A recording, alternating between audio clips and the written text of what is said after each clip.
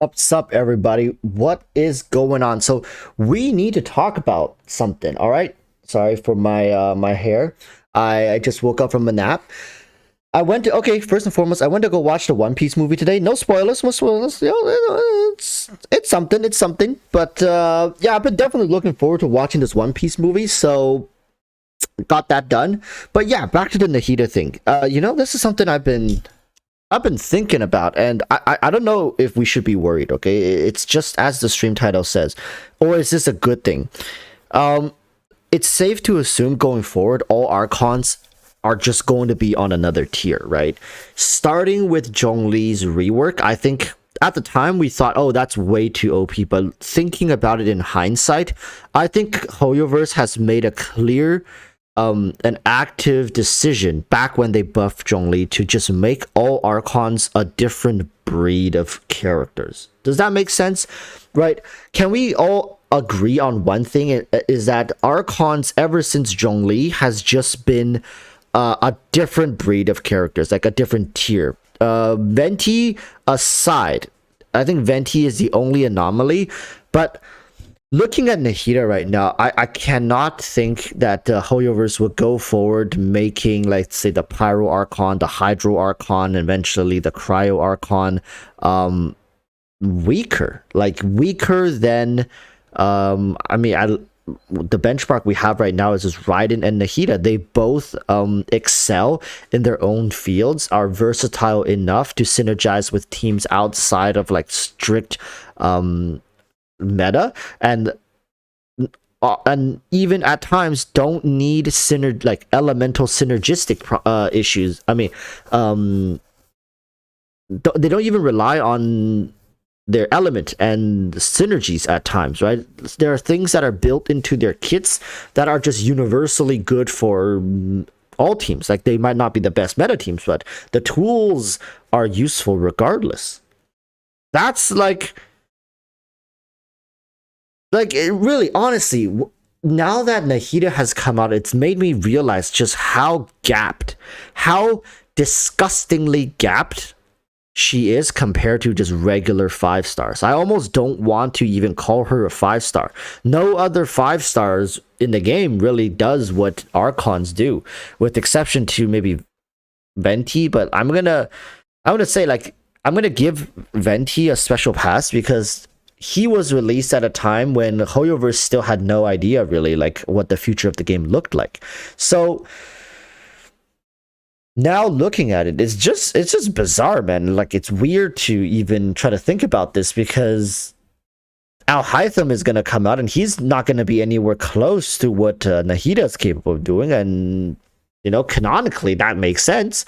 Same thing with Dehya. No matter how hyped, like, you can freaking, you know, tattoo her name in between your ass crack, and she's not going to be anywhere near Nahida's level of efficiency and power level. Like, that's just how it's going to be. It's, you know, like, nowadays, if we ever do make a tier list, and I've been thinking about remaking a tier list. Like, the last time I made a tier list was quite a while ago. I think it's like about time for an updated one. And, like, I think just from now on, I just make an Archon tier list. Just like every tier list should be like S tier, A, B, C, D, E, and above everything should just be Archon. Like, I think Archons are just different. It's obvious that they're not even designed with the same intentions. So it's like, then why should we even put them in like this? Like, we shouldn't even give them the same criteria. There should be a tier list just for Archons, like which Archon is the best Archon. Right now, I would say if everyone is at C0, probably Nahida, followed by Raiden, followed by Zhongli, followed by Venti, like in that order, right? Like, if we're giving them constellations, it's probably going to be Raiden, Nahida, Zhongli, Venti. So first and second place switches with constellations. If we're talking about C6, I don't know. If we're talking about C6, probably still Raiden. Raiden might be number one. Nahida, Zhongli, Venti. Probably something like that. GM watches, I say Nahida C2 has way more value than Raiden C2, but the problem is Nahida C2 doesn't buff her as much as Raiden C2 buffs Raiden. I think value-wise, Raiden C2 makes Raiden a more valuable and overall more... because Nahida C2 makes her more versatile, makes her even more desirable in synergistic, like specific synergistic teams, but C2 Raiden makes Raiden one of the best hyper carry, if not the best hyper carry in the game. She shoots up by a lot just because of that damage margin, and the ignore defense is different from reduced defense again, so we need to be very clear on that. I don't know. I think people will definitely argue for Nahida C2 being the best in terms of Archons. But right now, I like I said, this is not really necessarily a problem, but question for everybody, right? Like, we are excited right now for someone like Nahida to come out and we can praise her and over her, build her all we want. But at the end of the day, we're going to be going back to the regular scheduled program, which is very mid five stars. Like I want to sit here and tell you guys Dehya is going to be great. You know, Nahida's here. Nahida's going to make Dehya great. But there's always this voice at the back of my head telling me, it's like, nah, they're going to find a way to make to make Dehya only playable in like 1 or 2 teams. And you're going to need very strict character investments. For example, nowadays, like to play Sino, it almost feels like you need certain characters to make Sino feel decent, and he can't really feel good without certain niche characters. And I don't know how I feel about that.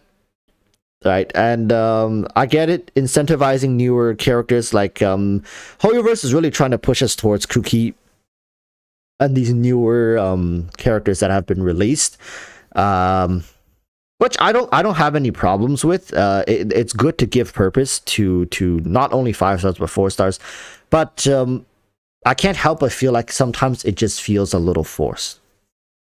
It feels a little forced. And I don't know how I feel about being like, instead of giving me a sandbox to play around with, they give me like strict, very strict, and almost forced instructions to play in their sandbox in a certain way. That's how I kind of feel with modern Genshin.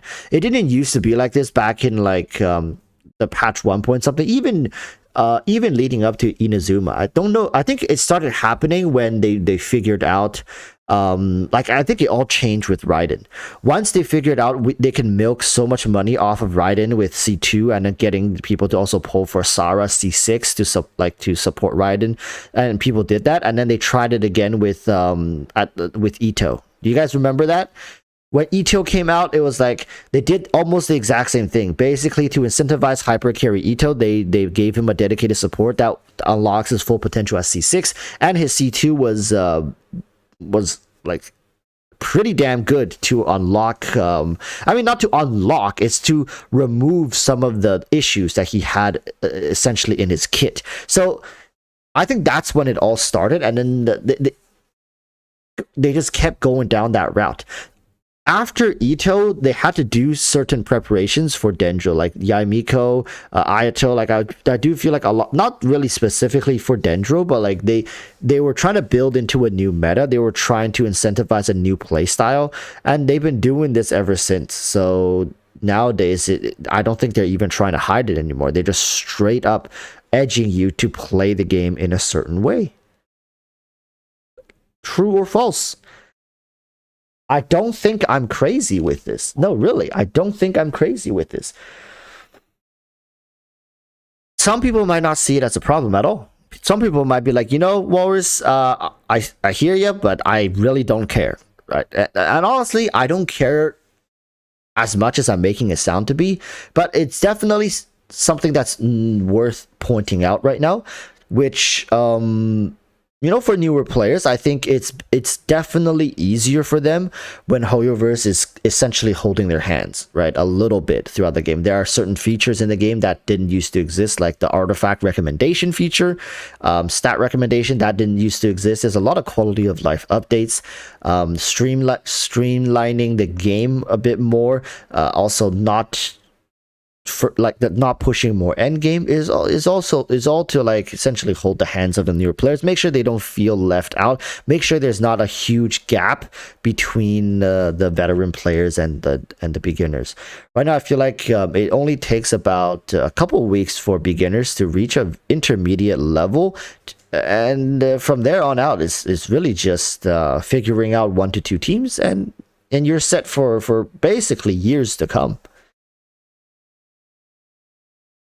They're trying to weed out the meta players. I don't think they're necessarily trying to weed them out. I think they're just ignoring them, right? Because HoYoVerse understands meta players, they're hardcore, right? Like they will continue doing what they need to do to stay relevant, and it doesn't require HoYoVerse to incentivize them. The people who really needs like Hoyoverse's attention are the ones who are like who will quit after they hit a wall, who will quit after they run into issues, who will quit once they get frustrated, right? So the Hoyoverse is making sure the tools are all there or not there in some cases to make sure that these players don't get to the point where they just straight up quit.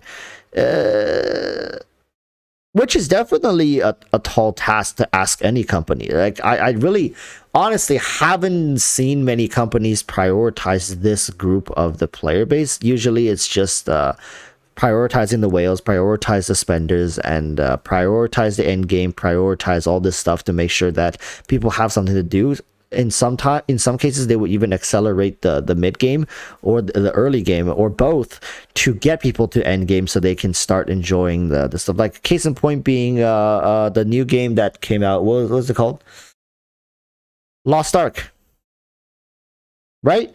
Lost Ark is the polar opposite of Genshin Impact, and yeah, it's an MMORPG, and it accelerates people through the early and mid game just to get them to the late game because they know they have a great end game design that their core player base really likes. They don't care about free to play. They don't care about like beginners. They just want their core base to stay consistent, keep playing the game, and keep grinding away, right? That's not what Genshin is doing. And a character such as Nahida highlights this even more so because like they somehow made a casual feature super desirable in Nahida's kit. The collecting of items with her hold E skill, that is absolutely big brained. Can you guys can you guys imagine for a second, like you're not a meta player, you don't care about team comps, but you love collecting stuff? Like it's just no-brainer. I know I memed about it when I first saw it, but like if you really think about it, like that is a feature that is unique to Nahida, and if you truly care about like min-maxing collecting stuff, you gotta get it. You just gotta get it. You cannot not get it. That's just gonna streamline everything for your like gaming process. It has nothing to do with combat. Absolutely nothing to do with combat. But it'll make your life so much easier. Like this kind of like incentive it's so big brain. Like I don't know even I don't know how else to really say it.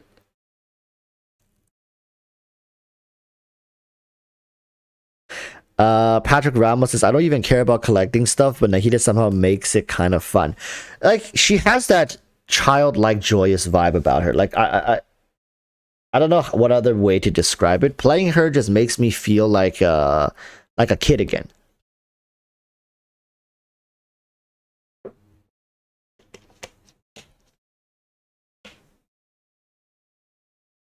Genshin is doing pretty good on Google Trends as well. Sumeru was an absolute win for Mihoyo. Definitely. I think there are that's about maybe 15% of the player base, or 20, maybe even 20%, who only plays big major patches. At this point, I'm pretty certain there's a huge portion of the player base, and they're very like not hardcore, but like they're very enthusiastic players. They'll play the big patches and then they'll probably drop the game, or they'll play it very, very sparingly in between. Just for example, they'll just log in, they'll buy Welkin, they'll log in, collect their Welkin, they won't even do their dailies, they just log off, right? Go in, collect their Welkin, and log off for like 5 patches in a row, and then the big patch hits, they'll drop maybe $100-200, grab the characters, play for 3-4 patches, and then leave again. Like it's it's not necessarily a secret in the community that the big major patches are like super highly condensed with content, both for exploration, lore, character, meta shifts and stuff and whatnot. The best characters usually come out during the new regions, right? With the Archons and some of the centerpieces around Archon teams. Not necessarily even have to be centerpieces, but strong characters have usually arrived a patch before or a patch after, or both. Think Ganyu, think Hu Tao, think Ayaka, stuff like that, right? And now Nilou came before Raiden. I mean, Nilou came before Nahida, and then after Nahida is going to be the Wanderer, right? Which is Scaramouche. It's just these characters that are super popular are always centralized around this time. So there's so many incentives to come play during the big major patches. Kazuha, yeah, Kazuha was also one. It's like Hoyoverse makes it so like I think they're perfectly okay with you skipping like the mid patches being like 2.45, maybe 2.5, 2.6, right? 2.4, 2.5, 2.6, they're okay with you skipping, and then they're probably going to be okay with you skipping like 3.4, 3.5, 3.6, or 3 and 3.7, like 3-4 patches for you to skip just so you can play. So like you're still playing half of the year. Think about it, you're still playing like around 6 months of the year, because you're playing 3 to 4 patches of Genshin. And you're spending, like I used to say this, and I'll reiterate myself, is that Hoyoverse is not worried about losing money, because they're not really losing money. Money is always either delayed or like, I mean, I guess, yeah, it's mostly delayed, because they're eventually gonna get you with something, right? You might skip a whole year's worth of banner, but they're gonna release a character that you will want, and then what, like if you've been playing the game, you've been saving up, there's a good chance you're gonna like get multiple constellations of this character. So that's, think about it, if you get a C2 Nahida, that's equating to you getting 3 characters from Hoyoverse. So like the money or the resource that you have built up, they never go anywhere. They're just deferred. They're just waiting until you eventually have to spend it. So Hoyoverse's goal is not to get you to pull on every banner. Their goal is to hit every demographic, every niche, every like every character trait, every character trope, that eventually they're going to get you and strike a chord with you, resonate perfectly in sync to get you to drop as much money as you possibly can without like self-imploding. Nahida feels like the best C0 in a long time, and get used to that, because I think we're going to only get one of these characters per year. Yes, Yelan was really good at C0, but Yelan is not close to Nahida in terms of like versatility and just overall effectiveness and what she does. My god, like Nahida, like I think somebody can write a legit doctoral thesis on Nahida, the character, and just like breaking down every single aspect of her kit, including constellations and the things that it offers. It's actually pretty mind-numbing how the Hoyoverse meticulously placed everything into her kit without breaking the game completely. Like, you guys got to realize the amount of things this character does and enables, and in the future will also enable, while also keeping the game in a somewhat balanced state, with, I mean, but also making her stand head and shoulders above the rest of the 5-star rosters, but not the Archons, right? Like, if you compare Nahida to Raiden, she doesn't seem too out of line. If you compare Nahida to Zhongli, she doesn't seem too out of line. But if you compare Nahida to Sino, it's like a fucking different breed of characters. I don't even feel like we're in the same dimension anymore. Like, not even remotely close, right? You compare Nahida to somebody like Yaimiko, to somebody like C0 Ito, they don't feel the same. Like, it's obviously, it's very obvious Hoyoverse never put the same amount of thought into those other characters.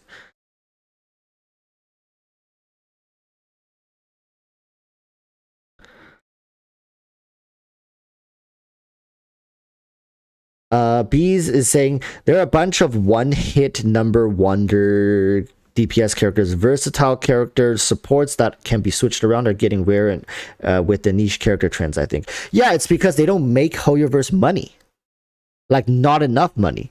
What Hoyoverse needs is you to pull for as many characters as possible. So one way they're going to achieve that is make characters more niche, make characters more essential to play certain team comps, being like, oh, if you don't have this character, this team comp is going to miss a very important piece of the puzzle.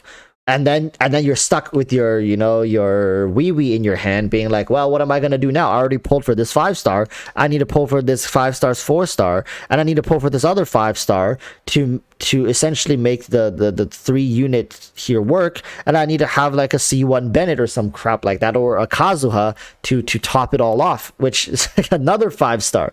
It's just, it's crazy that this business model is working so damn well. It's working too damn well, actually. I'm getting a little worried. Hoyoverse might construct the Matrix before we know it.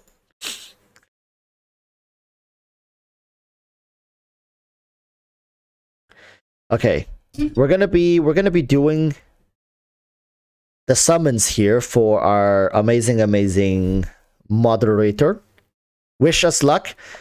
We can continue this conversation as we do the summons, but you know, Nahida C0 don't even need her weapon. Like I'm currently recording and working on a video talking about whether I regret C2 R1ing Nahida, but I'm still testing her, I'm still playing her, and I don't want to give my verdict just yet, but yeah.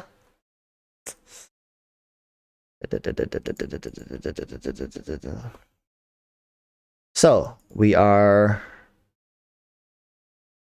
1, 2, 3, 4. Oh, we are 9 pulls in with 53. Not only are we gonna have to win the 50-50, we're gonna have to get her early as well, I believe, because we can only get to 62.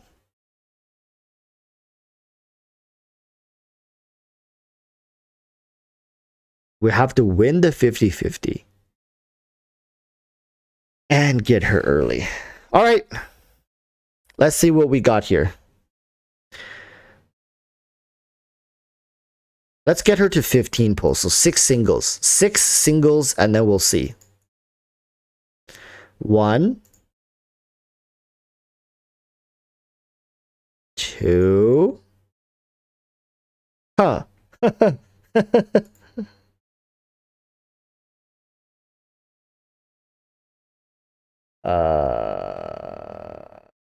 Okay.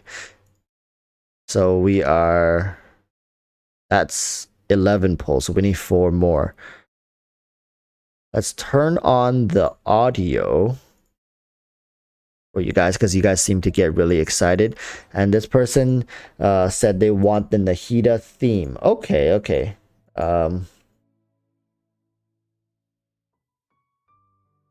Want the Nahida theme? Sure.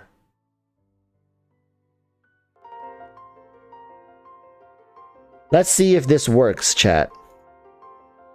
Collect all achievements. They need a collect all button, I swear to God.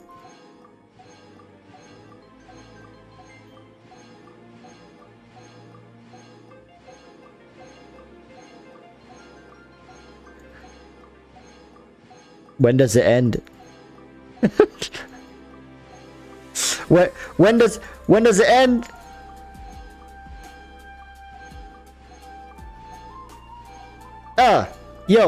Yo, hey, yo, it's a boy Walrus here collecting achievements for my mod. We are gonna summon Nahida today, but I'm really wondering when does this end because my fingers are starting to cramp. Yo, hey. Okay, finally, we see the end. There we go. Okay, this one's much shorter. There's more here.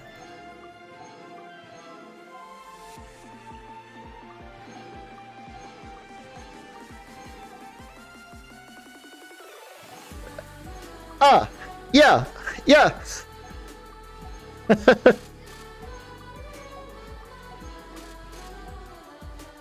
Should be the last one.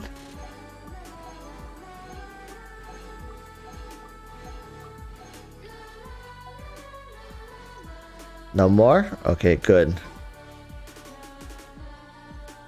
Whoa, that fit very well with the music, didn't it? Okay, that's about like 4 pulls. So 11, 12,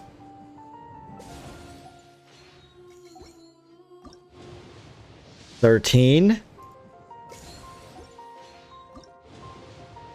14. This is 15. 15. Okay, that's fine. I think we might have some star glitter to transfer. I think we're about 10 pulls short of 75. We'll see. 25? This is 25 pulls. Bennett is a good sign. 35? 35!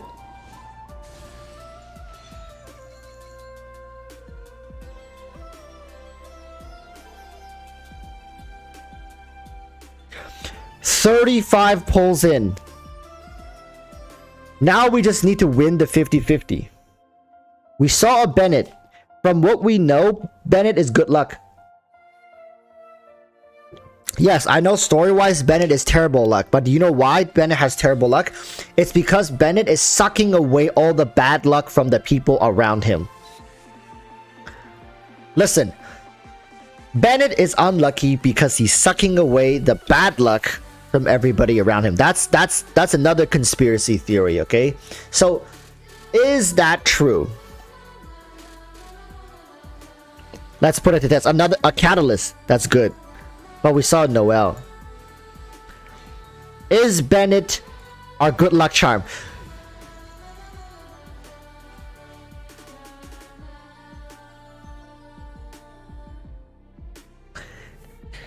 It's true.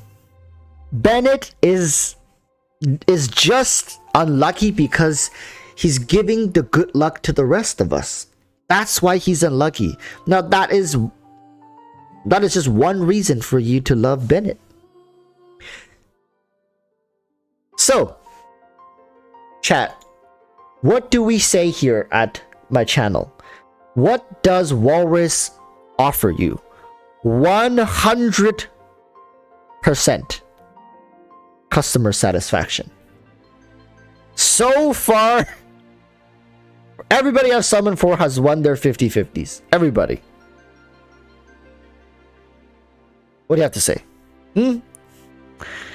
What do you have to say? What do you have to say? Say it with me!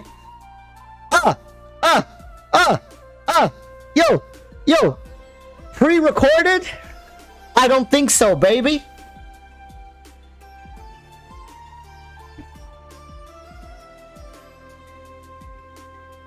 Bro, we're gonna have to change the motto to maybe 200% customer satisfaction. 200% customer satisfaction. How about that? Moonlight. Am I not the best streamer in the world? Say it.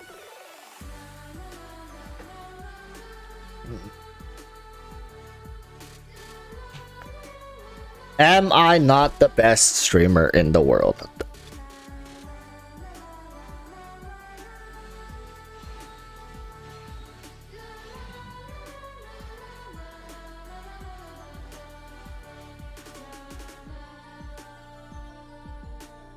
There it is. Hey. This is when everyone wished this was their account. 35 pulls. That's all it took to get 2 Nahidas. Take a screenshot. Hey. Take a screenshot. I'm gonna leave out the UID so people don't like... Time to make a Twitter post. Let's make a Twitter post. Why does my account posting some random thing? I need to change my password, bro. Like, I swear I'm getting like hacked. Why? Why do they keep doing this to me?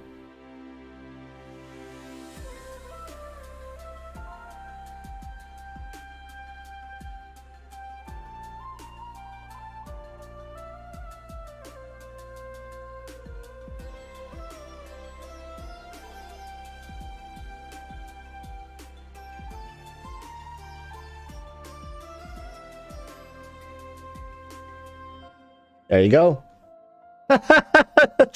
Honestly, when was the last time I got 2 5 stars? When was the last time I got 2 5 stars on the same temple? It must have been like months ago. Oh, Moonlight wants the screenshot.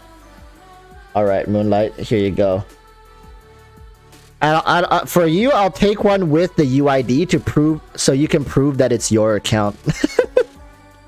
So I'll give you two copies of it. There you go. One with UID, one without UID.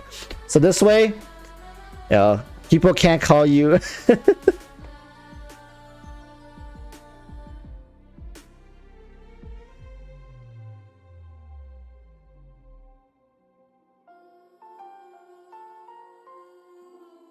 Well, whose account is this? It's our moderator's account, Moonlight.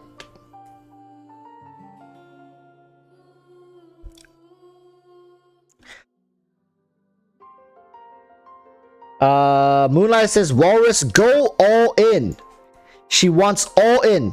All in. She's trying for C2. Claim Abyss. You know, Moonlight, this is the time when you pull out your wallet and give HoYoverse a hundo.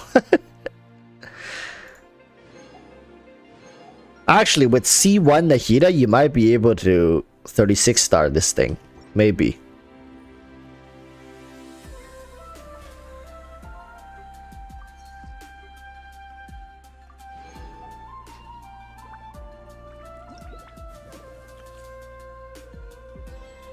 Haven't done Yoimiya yet. Uh-huh.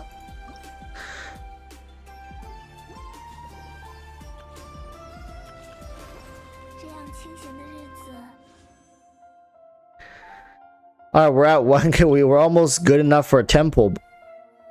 Alright, chat. Let's see how this goes. Can we get her another Nahida? Can we get her another Nahida? Let's find out.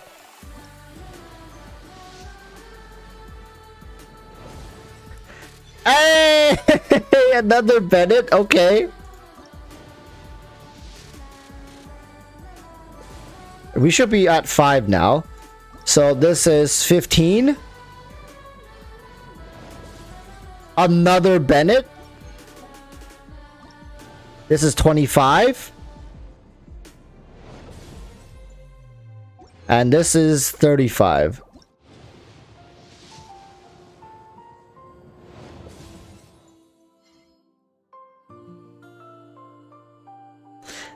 Hey. If I were you, I would just you know, get a small loan. No, I'm kidding. I'm kidding. Don't do it. Sure, why not? Let's go all in. This is what all in means, right? Oh, we're just a little bit short.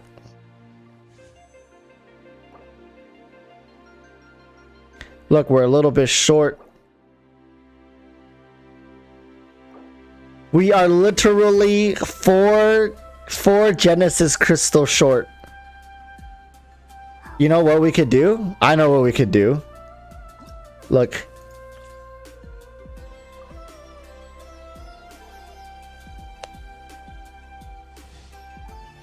This is what we can do.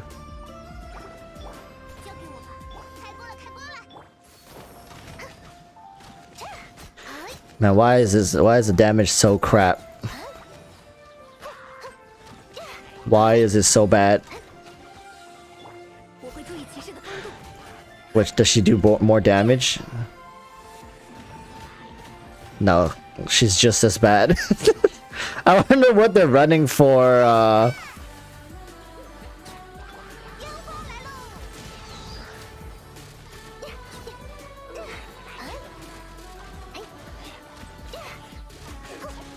What is his damage? That is atrocious damage. What the... I want to see what they were running for Yoimiya. How is it so bad?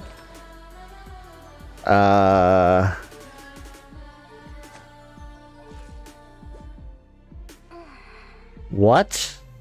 Don't get it. Is Yoimiya that bad without her buffers? Without Xingqiu?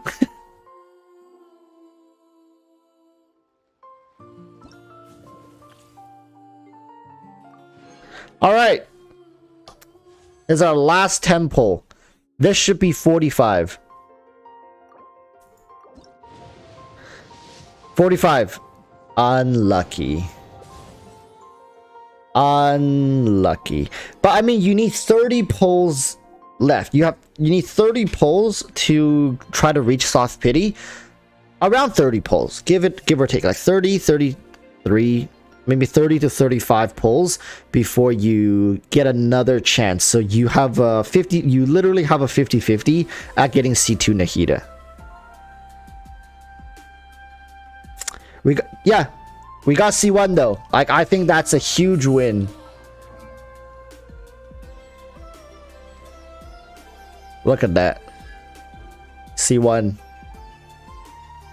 Honestly, between C1 and C2, I think C2 is amazing. C1 in a lot of teams, it goes to waste because you end up having to bring two of the element. Like for example, I mean not some, most of Sino teams will require 2 electros.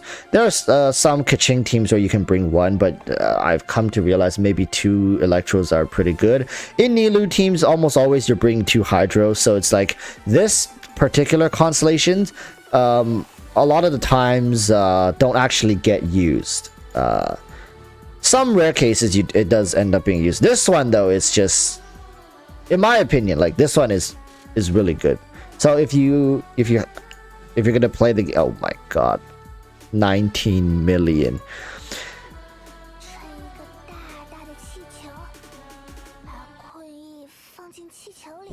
Yeah, if you're gonna be playing this patch, I wish you the best of luck. Do you have a Welkin Moon? No Welkin Moon? Maybe get a Welkin Moon.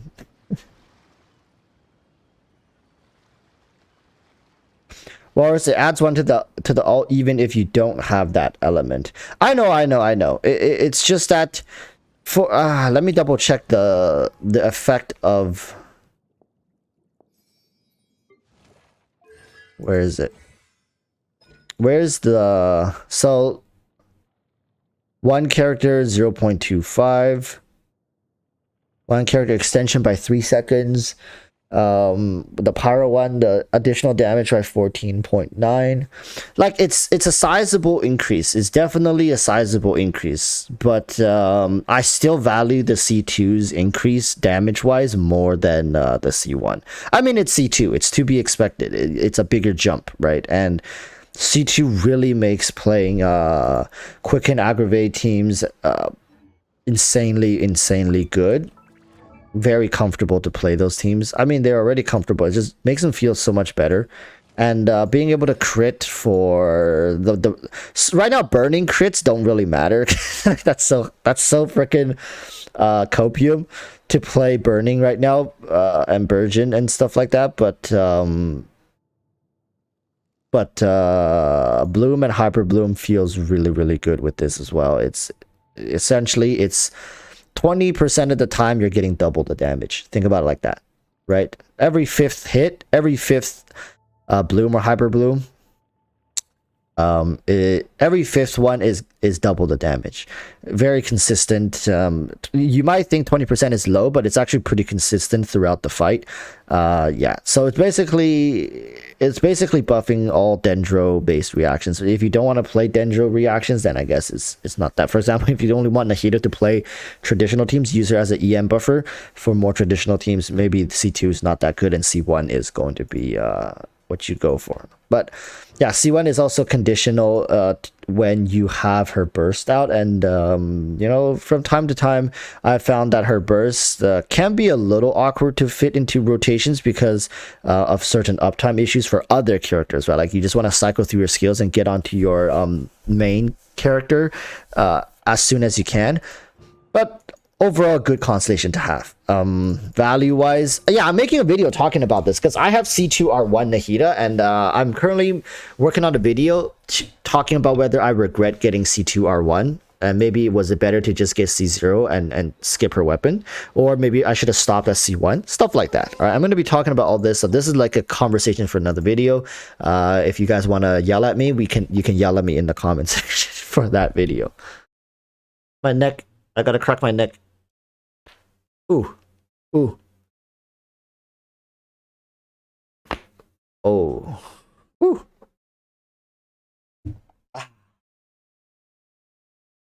All right, I think I heard that. Sorry. Let's see if okay,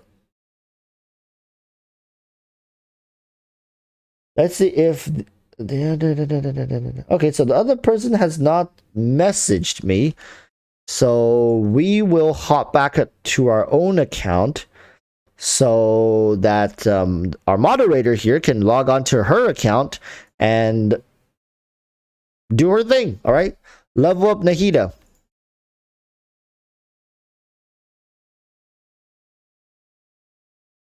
Nahida's story quest is really depressing. Yeah, I kind of got the hint.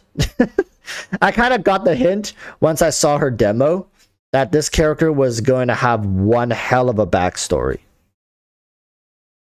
Moonlight says Walrus Discord. Let me see. Yep. Take a look.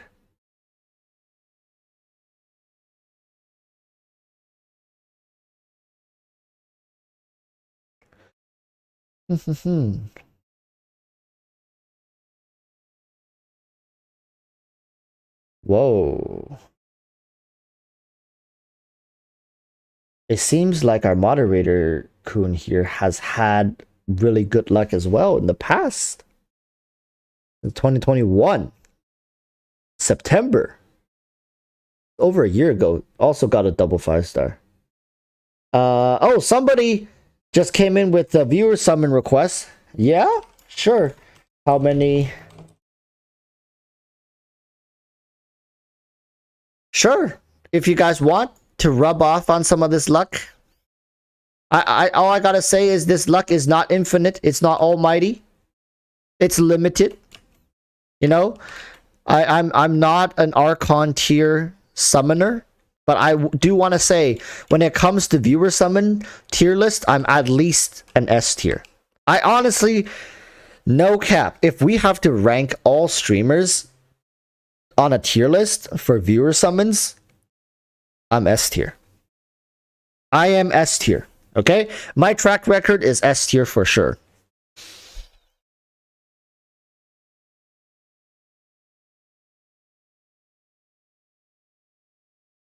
Shinyu Ju says, at least Nahida's Act 1 story quest is much better than Raiden's Act 1. Dude, I think everybody's story quest is better than Raiden's Act 1. Like, for real though.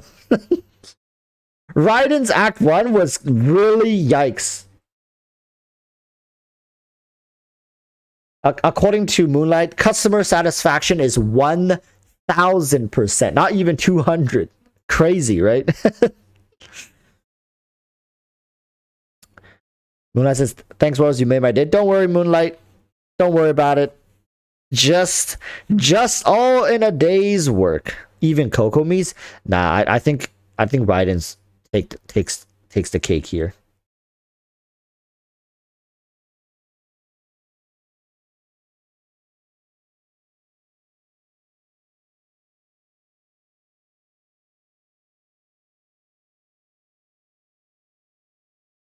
Dun, dun, dun, dun, dun, dun.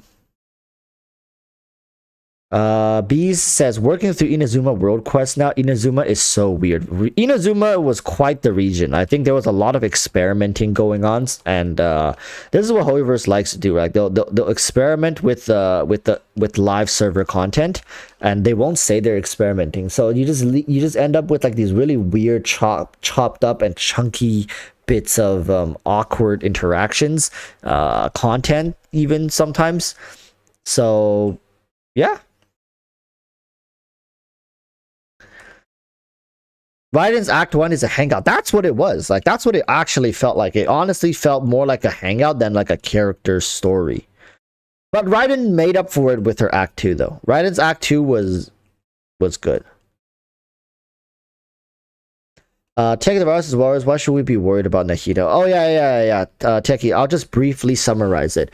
Basically, what I was saying is like Nahida is so damn good that it's really starting to make me realize that, you know, like there's such a huge gap between Archons and other characters that we really have to wait 1 year for a character of this caliber.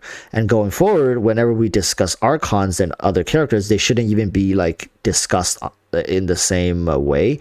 Archons should only be compared to Archons when it comes to pull value and just general kit versatility, comparison, and strength. So like maybe in the future, if I ever do a tier list again, I will likely just have an Archon tier, and I'll just compare Archons to Archons because it's too different. Like it's just a different breed of characters. The Archons are honestly should be 6-star characters.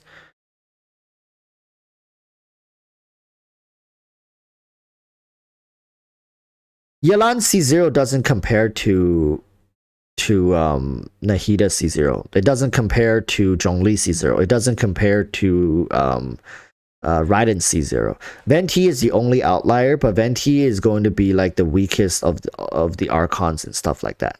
Yeah, like there's definitely going to be weaker Archons, and like I said in the beginning of the stream, that Venti was designed so early on that they didn't really have this in mind. And with Zhongli's buff, I think it was clear at the time. It felt like a huge power creep, and it was so unnecessary. But now it all makes sense. I think it was from Zhongli's buff that Hoyoverse made the active decision to make Archons just straight up broken. All Archons were like, from that moment forward, we should have known that going forward, all Archons are just going to be a different breed of monsters when it comes to power levels and effectiveness. So that's what I was saying, pointed to like Genshin Impact Nahida. Should we be worried? Should we be worried that going forward, all future 5-stars are just like not even comparable at all to these Archons, and we're basically waiting 1 year for almost an unskippable character.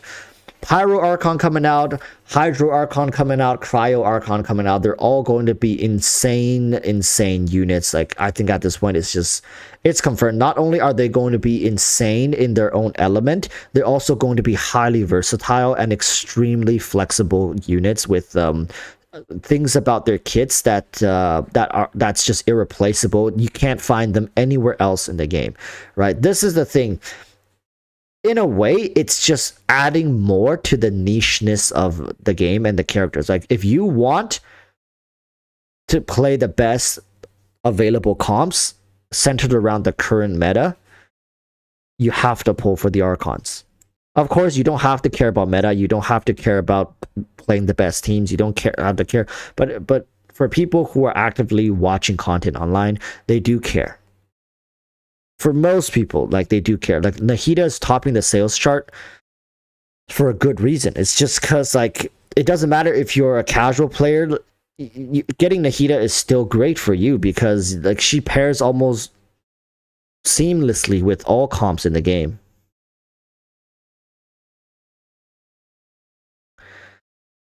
Check the virus is Hoyo being lazy with kit designs. They put all their eggs into Archon basket. It wasn't like this in 1.0. I'm sure, I don't know if you guys have heard this before, but Mr. Beast, yes, Mr. Beast. I know I'm talking about Mr. Beast and Genshin. I swear it's all going to make sense, right? Mr. Beast has actively said that it's much easier for him and for all content creators to get 5 million views on one video as opposed to getting like, what's it, like 50,000 views on 100 videos. That's what he said. Like he said, it's much easier for creators to get a large amount of views on one video and just put a bunch of effort into that one video, as opposed to getting like 50k views for a bunch of videos consistently.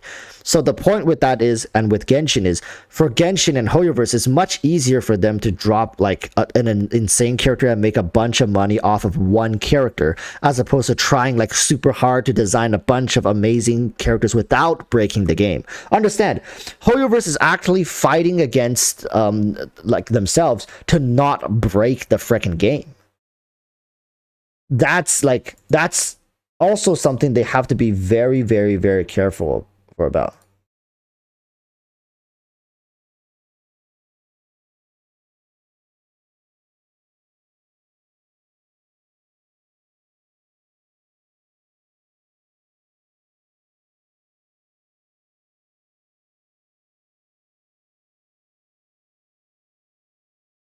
So for Hoyoverse to probably just put everything into the Archon basket, yeah, I think for them it's just less work. It's less work and it gets them a lot in return.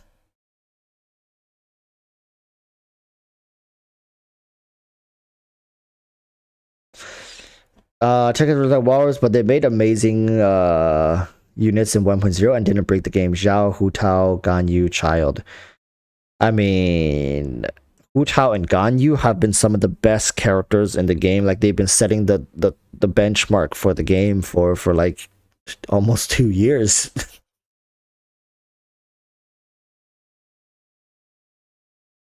They've been, like, I mean, 1.0 also had the benefits of not having a lot of characters, right? So like basically anything they released at the time had a chance to redefine the meta, which, you know, they did.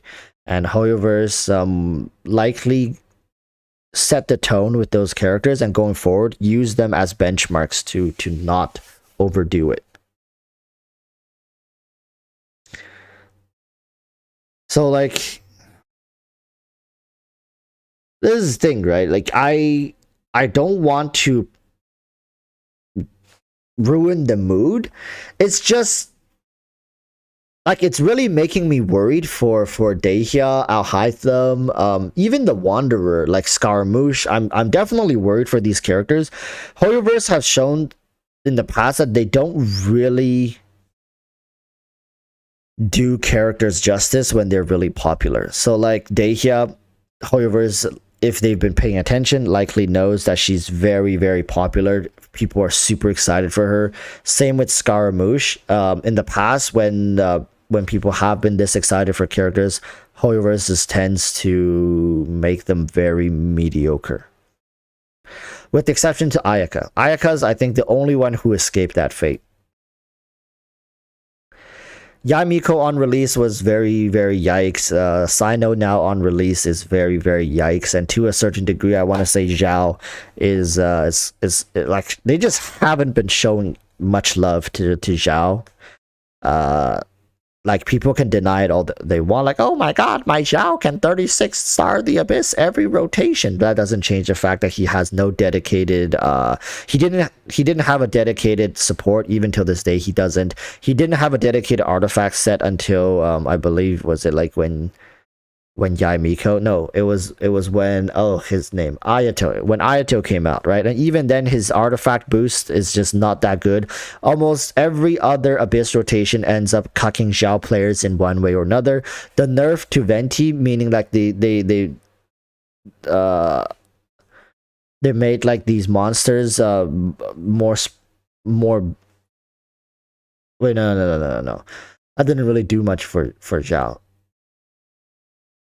Like releasing Ito, basically an upgraded Geo version of Zhao, like that had much less issues with his kit design, as well as have a much higher ceiling with, because he has a dedicated support in Goro, and his constellations just flows a lot better. And Zhao still to this day has one of the most awkward C4 constellations in the game, that I want to say.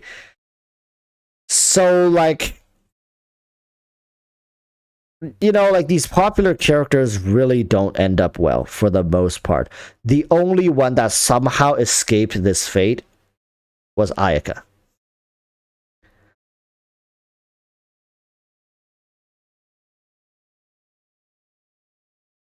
So Zhao's better than Sino in DPS output. He's like, yeah, I know Zhao's a pretty decent DPS unit. Like till this day, Zhao is still one of the better, more consistent ones of the bad ones. You know, like you can't really compare Zhao to Ayaka, to Hu Tao teams and stuff like that. It's just because he's lacking that dedicated support. If Zhao got a dedicated Anemo buffer support, he immediately will shoot up. Very quick, he'll shoot up. Flowcat says, boop. What's up, man? So, yeah.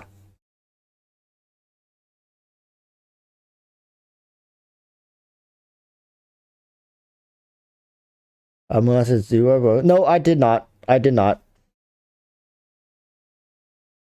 Flowcat says, loving my C2 Nahida. Holy heck. I know. This character is a different breed, my friend. It's a different breed. Wait a minute. Where's Jabba? Yo, Jabba! What the hell, girl? Jabba! Hey! Hey! No! No!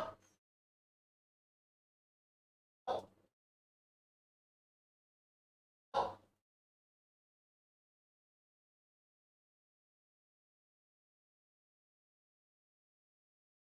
No!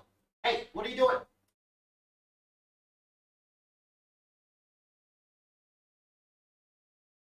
Uh-oh. She shredded a bunch of garbage. Hey!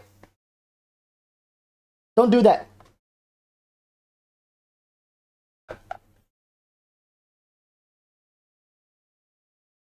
I knew she couldn't have been trusted. I knew it. Her impulse. Her impulse got the better of her. Oh boy. A bunch of garbage is sprawled everywhere.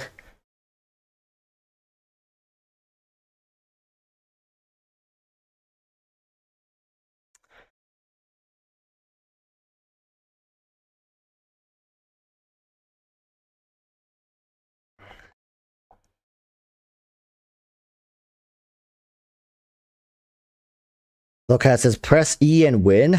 Pretty much, yeah. One skill. One skill just changes the entire dynamic of the game. And Faruzan. Yeah, Faruzan. I swear she looks like a 5-star. Am I crazy?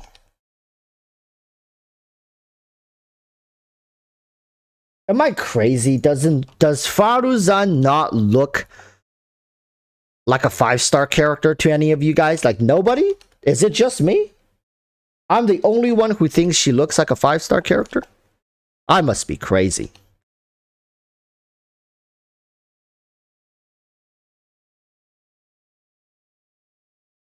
She's a 4-star? Yeah, I mean, at this point, I know she's most likely a 4-star character because there's no way they're making Scaramouche a 4-star. Unless they really just want to give the middle finger to the community and be like, you know what? Scaramouche is a 4-star Anemo healer. Hey.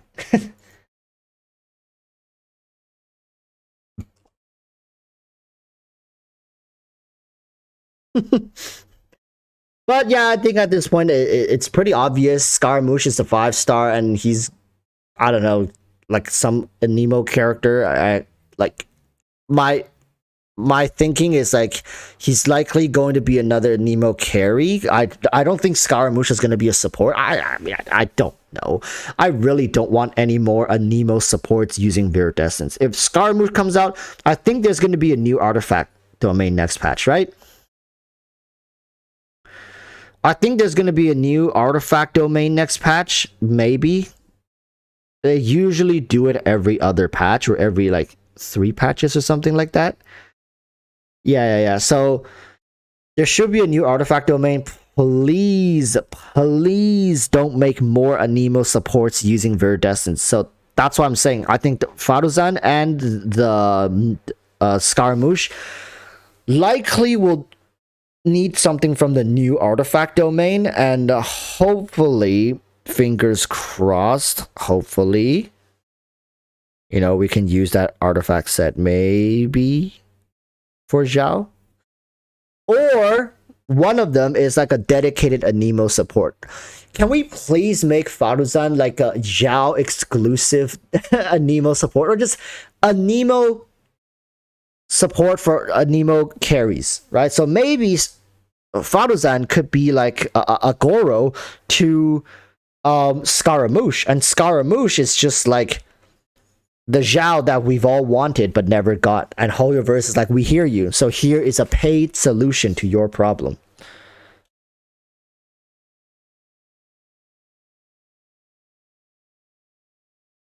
Right? Like, if they want to make money, that is.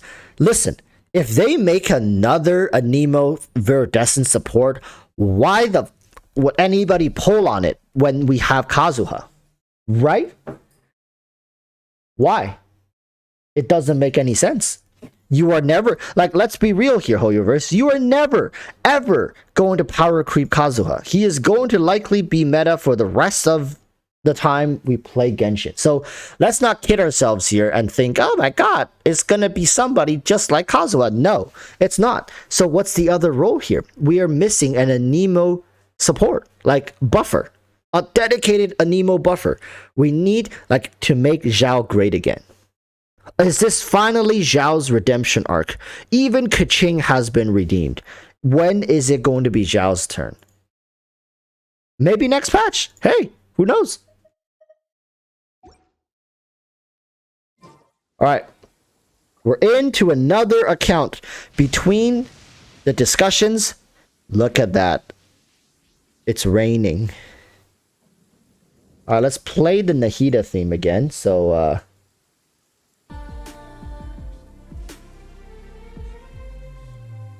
yeah, Mommy Raiden to bring home Nahida.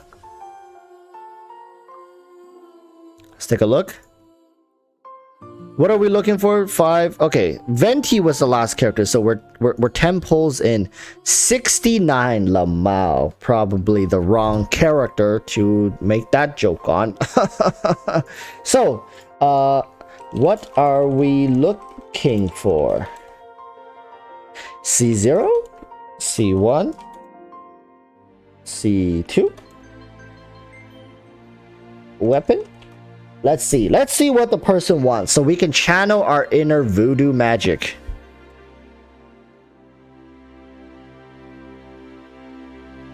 MXGA.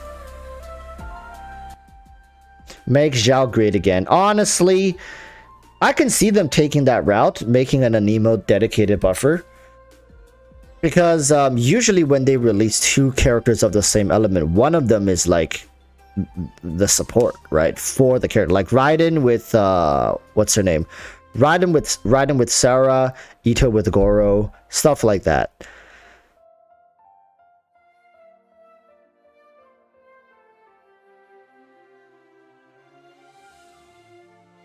Okay, just C0. Okay, just C0. So we're at 10 pulls. Let's go to 15.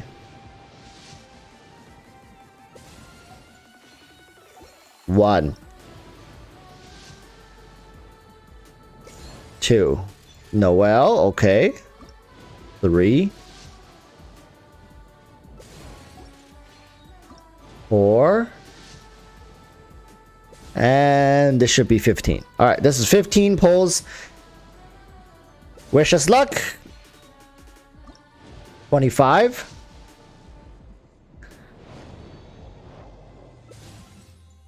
Oh, that's a lot of Noels. 35. I mean, it's great we're getting Noels because we're getting this. But you would really want to see a couple more Bennetts in here, wouldn't you? So we are third. Was that 35 or 45? We were 10. That was 35. This is 45. Razor. 55. Nice. We're finally seeing Bennett. 65. Whoa. Okay. 75. Here it comes. There it is. There's a good chance it's the last one. I think it's the last one. Right on 75. 2, 3, 4, 5, 6, 7, 8. Not.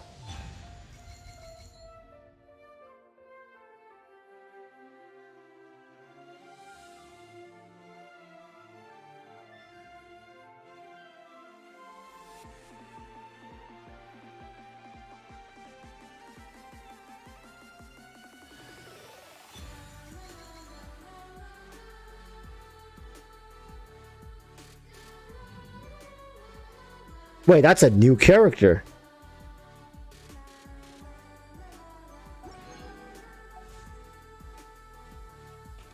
Wait, I actually didn't even look at the account yet. Ah.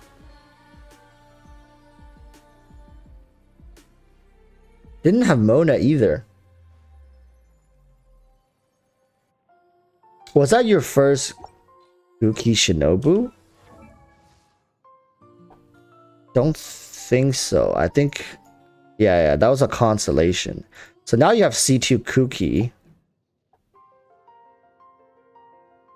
Kuki is a worthwhile character to build. I mean, it's quite copium to say Kaching is a...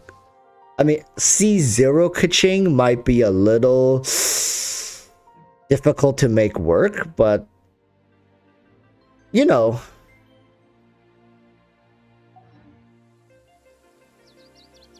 2 years, 2 year finally Kaching. Wait. Isemper, is this your account?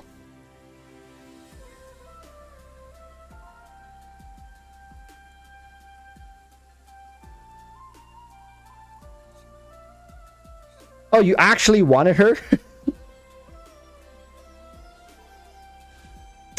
Well then. Well then. There's still a chance. We get to 5 pulls. We're already 1 pull in, right? Because we got Kuki.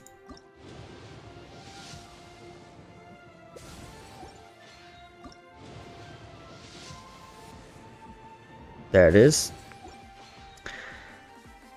Okay. Let's go for Nahida early. 15. We're getting a lot of these 4 stars. 25.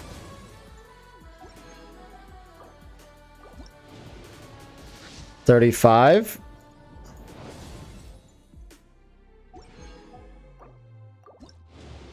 45.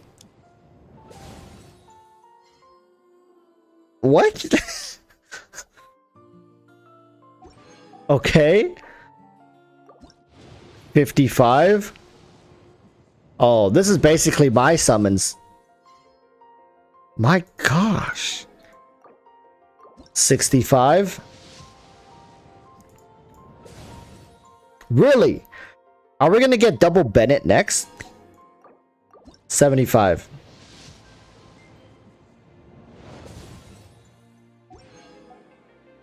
76. Okay, there it is. This is pretty much how my summons went.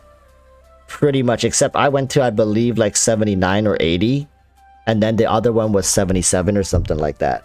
It was bizarre. I mean, we got a bunch of this. You got 17 summons stocked here.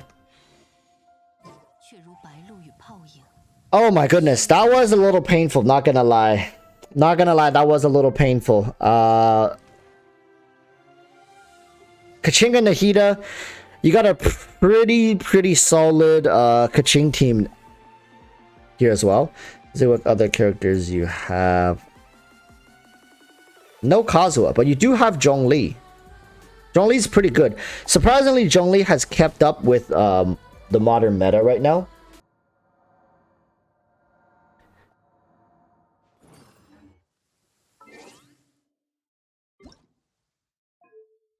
There you go. Surprisingly, he's still very useful. And, you know, whenever I get lazy, I always go back to Zhongli. Because the thing with Viridescent is you can only proc Viridescent when the character is on field, right? But Zhongli gives you his all resistance shred even when he's off field. And he makes it so when you are dealing damage, you don't have to worry about dodging as much. And that actually creates a very consistent damage dealing environment for your carries, which a lot of people don't take that into account. And also do know that Viridescent can only can only have that shred for one element, whereas Zhongli's shield has all resistance. For example, if you are if you're running a team with Hu Tao and Xingqiu and Yellow.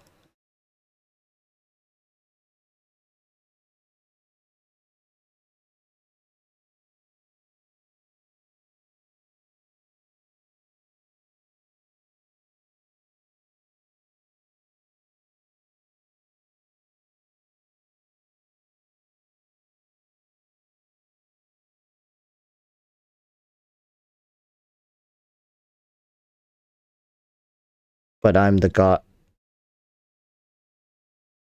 But Raiden's the god of thunder.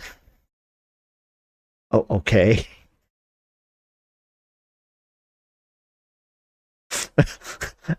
Okay. I guess that just happened. The god of lightning or thunder just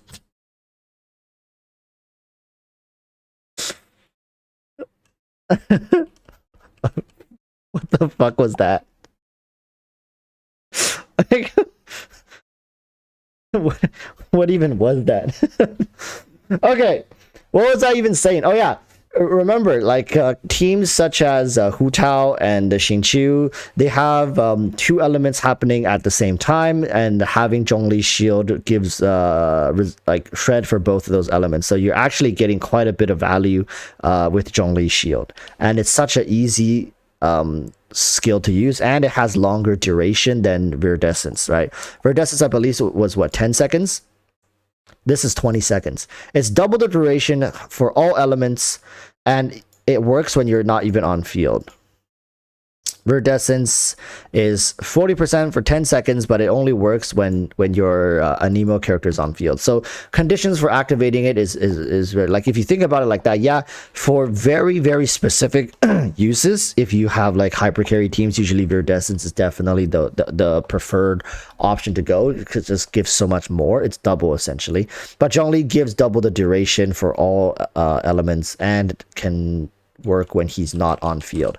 That's the cool thing, right? And if you have C2 Zhongli, your burst also gives you a shield, so essentially his shield is up all the time, 24/7. So all enemies have 20% resistance shredded from their kits.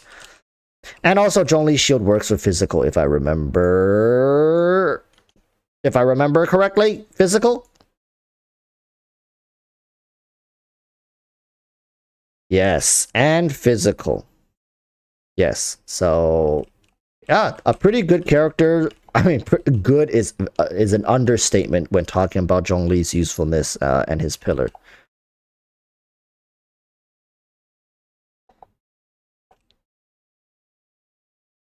Zhongli is comfy over damage. Yeah, but like that's my point, right? Like, he's very comfortable to use, but at the same time, he does a good amount of damage as well.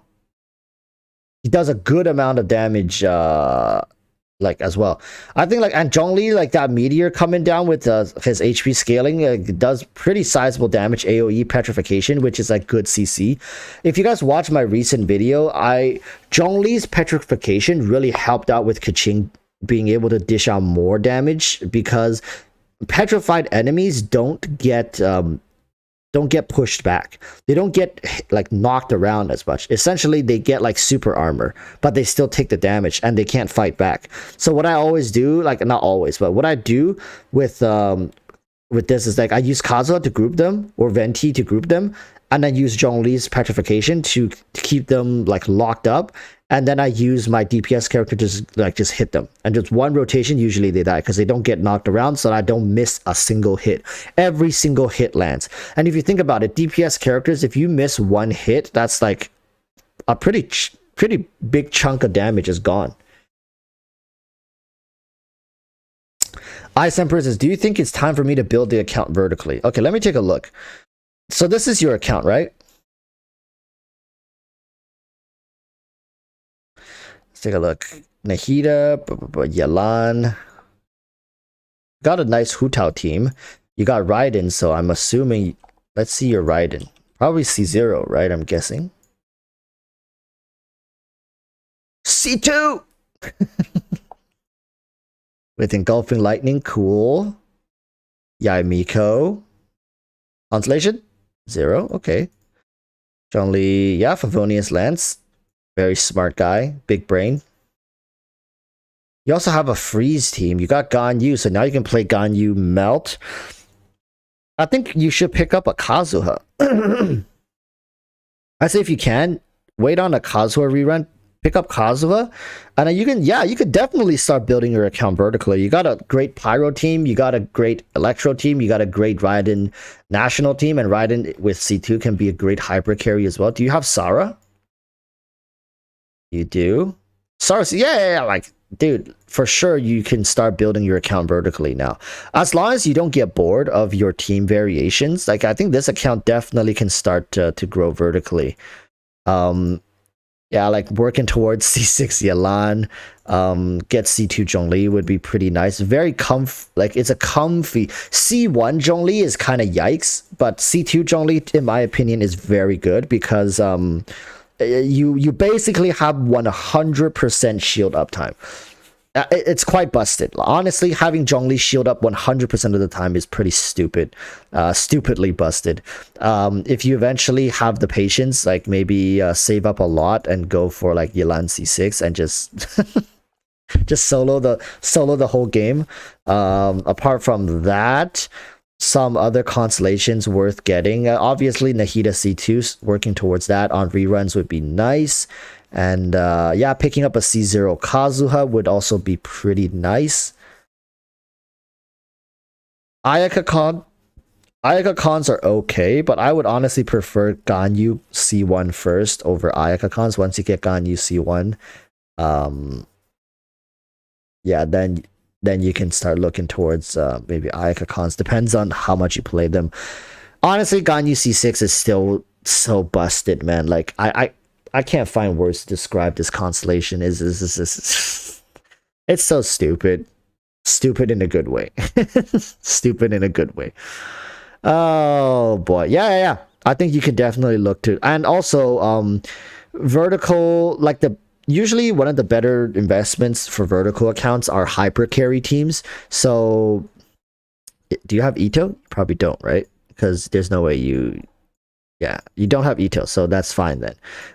You heavily invested into the Raiden hyper carry team already, I see. So if you have Kazuha, it makes Raiden hyper carry a lot easier to play. I mean, Sucrose gets the job done just fine, so don't need to worry about that.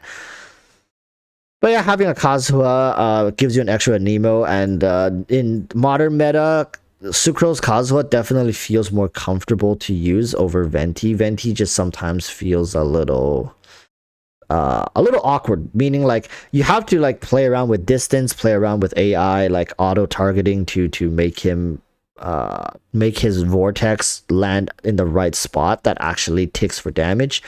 I mean, like, it definitely, like, there are definitely scenarios where you try to swirl with Venti and then you just miss the enemy. So yeah, you got the swirl, but you miss the enemies, and then they don't get the iridescence because they never touched the freaking vortex because it shot off into like some random ass distance on a random ass target that doesn't matter. So it's definitely a little more tricky. Where Sucrose, you know exactly where the alt is gonna land. Kazuha, you know exactly where the alt's gonna land. It's just much easier to measure those things. But it doesn't mean Venti doesn't work. You can definitely make him work if you just figure out like the positioning, how you group the enemies, the distance that his alt travels, and make sure that the element is applied properly. Flukas, I'm ahead. I started a new character on Elden Ring. Gonna die a bunch by chat and Walrus. All right, enjoy Elden Rings. I mean, the dedication, man. Flowcat, always great to have you stop by. All right, by the way, everybody in chat, I'm gonna be participating in a podcast. Yeah, Flowcat, you're gonna be in the podcast too, right? It's gonna be, I believe, next week, Saturday. It's called Tevat Summit, and it's hosted by Final Flame. So really excited, actually. Really excited. We're going to be talking about a bunch of stuff. So yeah, if you guys have time, maybe tune in next week. I'll probably ping it in Discord and post it on Twitter. So we'll see.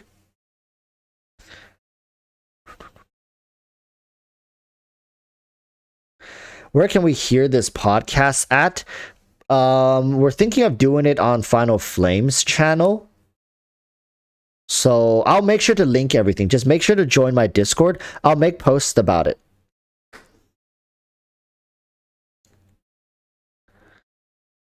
Archie Sparks is excited to see the podcast and seeing everyone's contribution come together. Yeah, for sure. It's definitely something that we've been working on for a while now, especially for Final Flame and Flowcat. I think they're the ones definitely spearheading this project. I'm just tagging along on the side. And yeah, I'm just always happy to have people who want to talk about common interests such as Genshin. So yeah. Final Flame on YouTube? Yes. He also does Genshin content. He makes mostly discussion videos. Walrus, can you please check if Ayato, Nahida, Kazuha, Bennett works?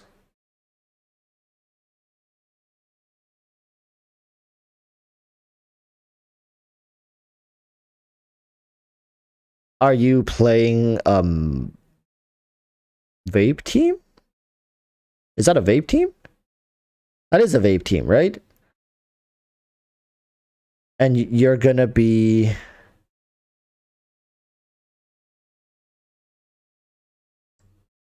Oh, it's a Virgin team.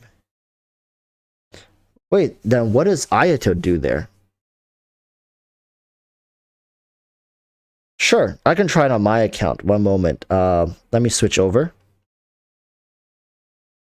I mean, there's a bunch of teams like there's a bunch of teams right now that are just popping up that just works really well.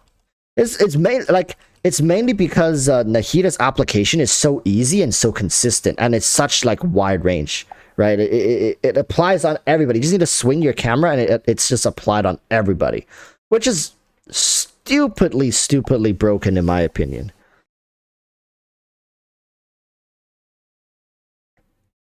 Virgin vape burning. Yeah, like I didn't think about the burning part about it. Like, damn, it's true, because that's what ended up happening with the Ganyu team as well, like with Nahida and Bennett and Kazuha. All right, you guys want to see it? Let's give it a spin. So it was Ayato, Nahida, Bennett, Kazuha, right? Oh, literally, I just took out Ganyu for Ayato. So these three characters with like traditional ones are able to buff so many teams, it seems like.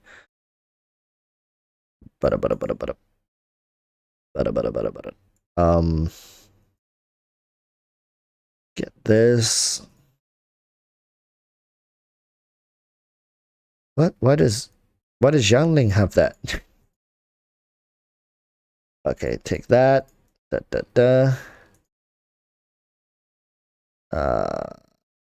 Need a good crit rate headpiece. Need a good crit rate headpiece. Crit rate. This one's pretty good, right? We'll just use that. So here are Ayato stats, 53, 160. Here's Nahida stats, 929. Don't look at this, doesn't matter. Bennett is 193. Wait, what weapon am I using? Favonius, okay. And this is Kazuha using Sax Sword. I know Fab Sword, a lot of people say it's better, but Sax Sword, I like Sax Sword, okay? Leave me alone. Leave me alone. Good thing about Ayato is very easy to apply Hydro with Ayato. So it's like, it's very easy to get that swirl if you want Hydro Swirl, but I don't think we're swirling Hydro, right? I'm pretty sure we're swirling Pyro. Like, I'm pretty sure that's how this team works. You swirl Pyro, use Nahida, Dendro application, do the shrine, do your thing, and bada bing, bada boom. Why do I keep pressing that? Let's try it. Nahida, Benito, Azuha. Let's see how this works. Let's see how... Yeah, I'm pretty sure it's a Pyro Swirl. Elemental Burst damage, don't mind if I do. Swing around.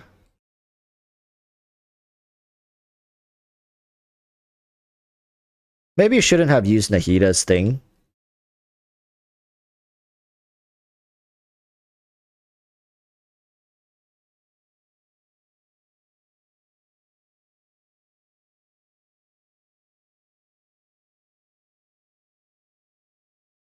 Oh, we swirled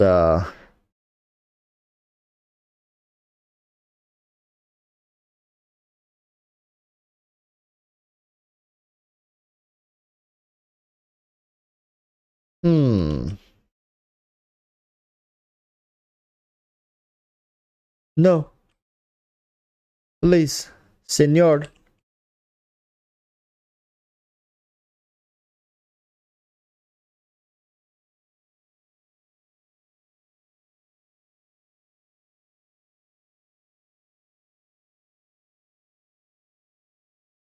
I mean, we probably should have tried to kill them before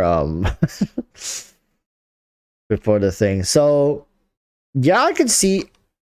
Am I doing it right though? Like,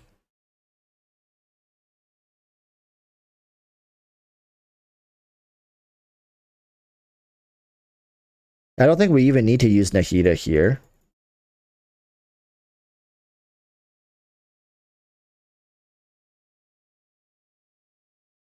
Oh my god. Oh my god. Pull them in. Do the thingy-mabobby. Now we use Nahida. Did we swirl the wrong element again? Oh, we did, didn't we?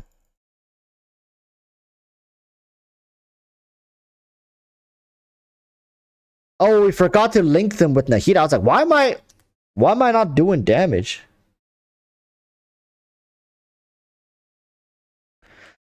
So we do this. I think we should do the suck first. And then we do the thing. And do another big suck. I forgot to link them. That's okay. Link them afterwards. My god, that is actually disgusting. So Bennett burst. Pull them in.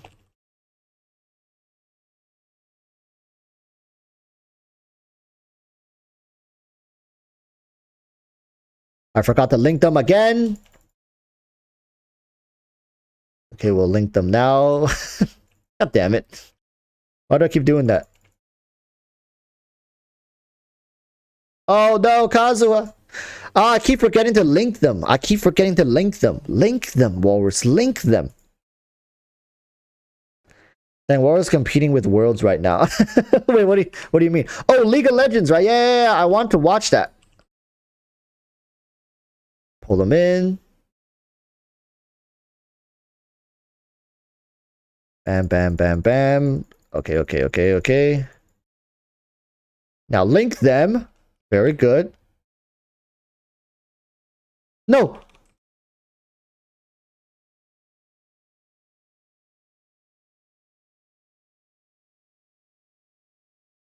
There you go.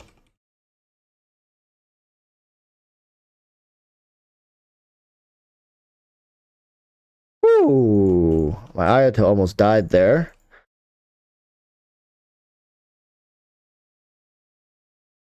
No. I don't know. I think my Ayato is not very well invested into. So that's why he's struggling. He's struggling a little bit here. If my Ayato was a little better, I think I wouldn't be struggling this bad. I just feel like my Ayato is kind of weak, honestly. He's doing like baby damage.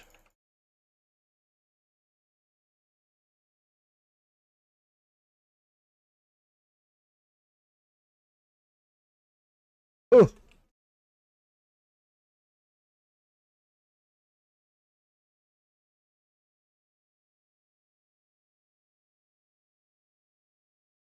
He's doing potato damage. I don't know. I feel like this team, my Ayato is the one falling behind. Dun dun dun dun dun dun dun. So yeah. Let me see. You see my talent is level 8, level 5. I don't know. Wait, Ayato's E doesn't, like, it doesn't have anything to do with his auto attacks, right? I'm pretty sure it doesn't. So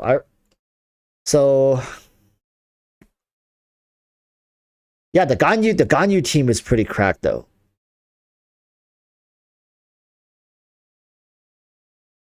But you know what's my favorite team? Like out of everything, is the Kaching team. Like it's this team. This team is too good. This team is too good.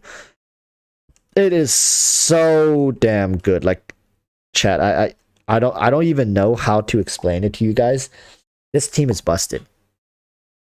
Like it's not even like, it's not even that buffed, right? Like Blessing, when Dendro course, like this is like for Dendro course. I haven't even tried Nilu because my Nilu is so under leveled. But listen, if you guys haven't seen this team that I played, like, fuck, it's good.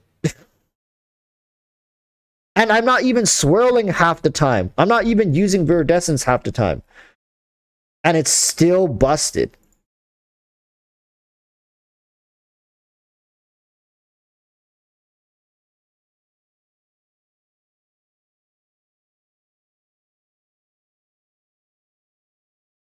Like, this team is... Why is everybody so spread up? Okay, let's restart.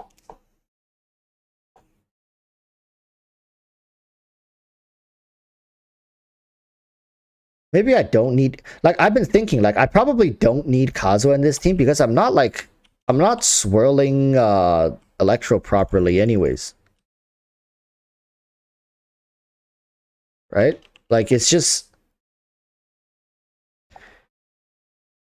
how come my Zhongli burst is not hitting people? You don't need Zhongli on this team because you can abuse iframes. I don't know. It feels more consistent with Zhongli on this team though for the petrification because Kaching just whacks people around too much. There you go. Yeah, but there are still like the ones hanging out in the back. You see, when Kaching damage like this actually is extremely, like, it's a huge DPS loss.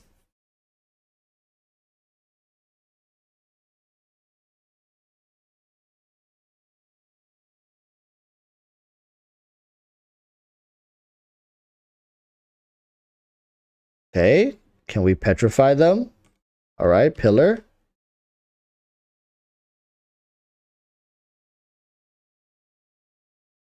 There we go. There's the one hit. There we go. We got the Electro.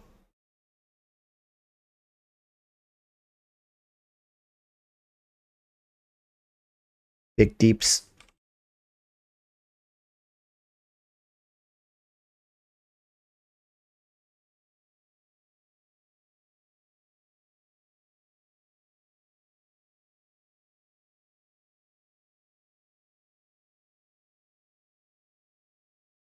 Look at that. Look how busted that is. It took us like 50 seconds to do that. And I've done it in 40 seconds. Like, if you get everything just lined up right, you can do that chamber in 40 seconds. And For a standard banner character? Then don't charge attack on her. That's another huge DPS loss. If you don't charge attack on Kaching, that's another DPS loss. And the problem with Kaching is if you don't charge attack with her, her auto attacks actually just feels awkward. So you're saying like, so do this. So don't Zhongli Petrification, right? So just do this.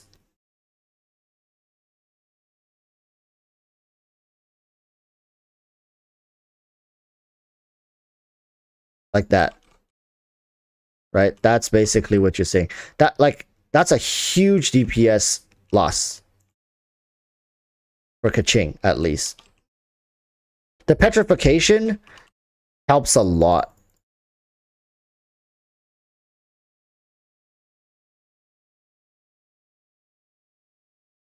I guess these enemies don't matter as much, but for that first, for smaller enemies,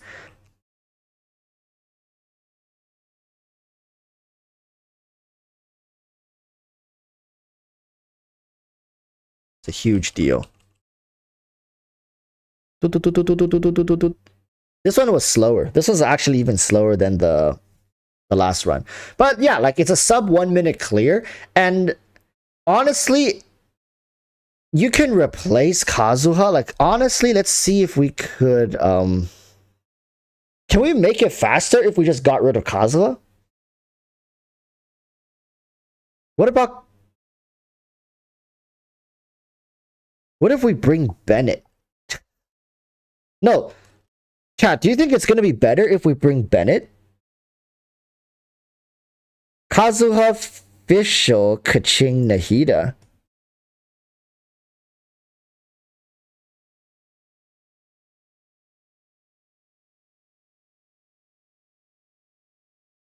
Oh, Bennett will remove it. Official definitely seems like a pretty good one. Like this, basically, you're saying. No, I mean, it's definitely playable if you iframe perfectly. But I don't know. I think I would much prefer to drop Kazuha if I were to play like that. Something like this. This is a much more comfortable team to play. The other team could definitely work, but you're gonna have to play pretty damn like. Okay, let's try it out. What is my? I knew it. What the fuck is this? I knew it. I can't take Kaching's artifacts, so what should my official run then? Unfortunately, I did not farm two separate pieces of electro DPS artifacts. Do I have a second electro damage DPS cup? I do.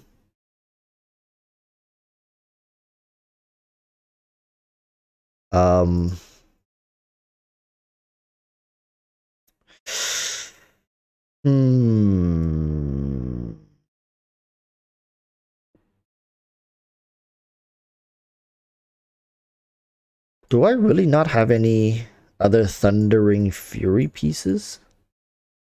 I guess Shenhe I can take. I can take two of this.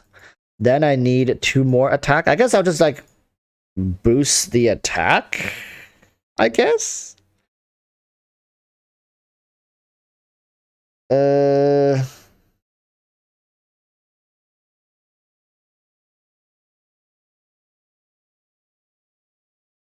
I'll take that.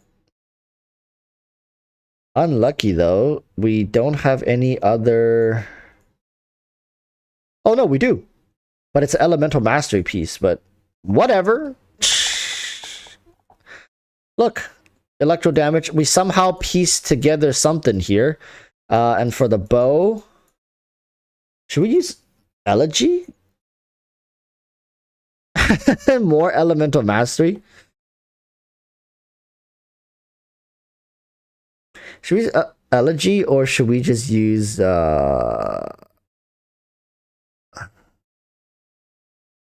Polar Star. I think Polar Star is pretty good.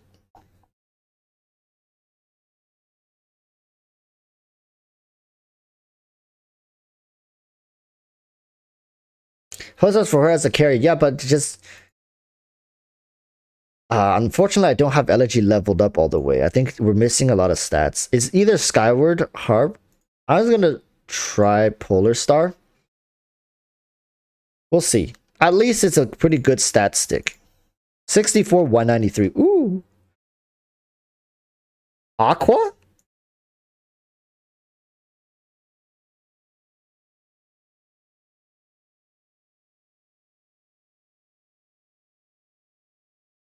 Oh, I see, I see.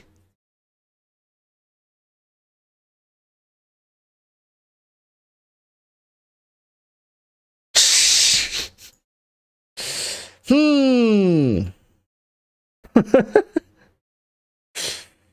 Hmm. All right, whatever.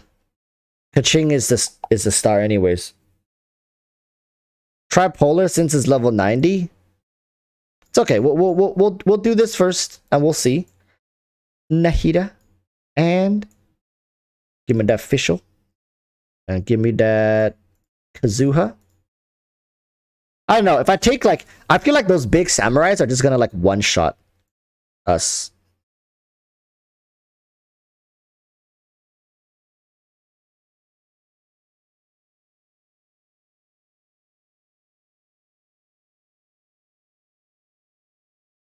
How come we didn't get the electro? Did we get the electro swirl? I don't even know.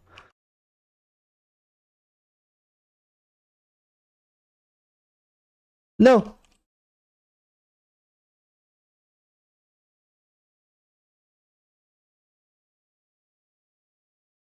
Swirl, goddammit. Ugh. Taking so much damage.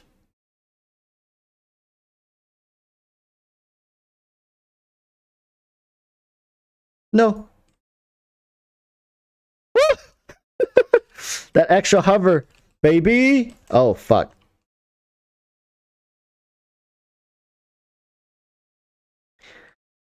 Woo. Yeah, it's very hard to perfectly iframe these samurais. It's just like you have no way of ever getting back. Like if you lose health, except for Fischl and these room cards, which I feel like is a waste if you're using them to heal.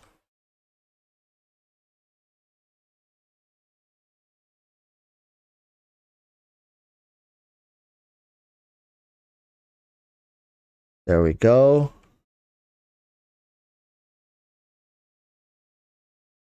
It is pretty good damage wise though, that's for sure.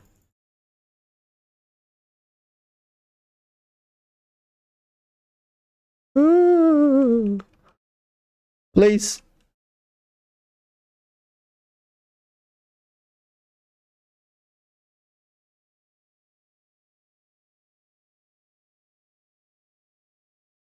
The iframe. More iframe. I'm sorry, I can't even have time to set up Viridescence. God damn it.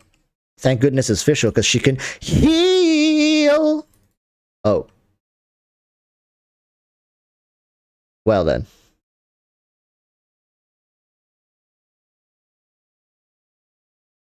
I don't know. I don't know. It's like Zhongli is just Kuki will heal and apply electric. That's why I keep telling you guys. I was saying this earlier. They're basically forcing you to play Kuki. They are forcing you to play Kuki. I know, yeah, Nahida applies too much Dendro, removes Dendro.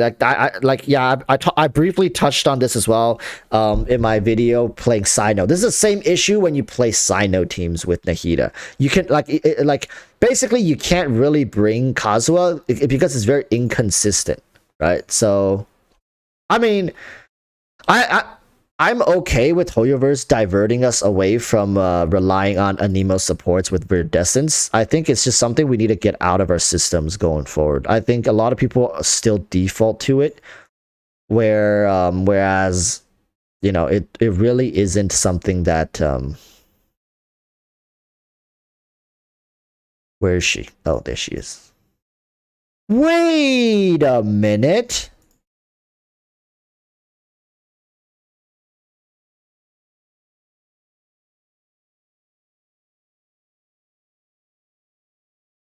Kudrosara doesn't have artifacts though. God damn it. Kudrosara doesn't have artifacts. Still have to try this. I was like, wait a minute. Kudrosara can buff my Kaching, right?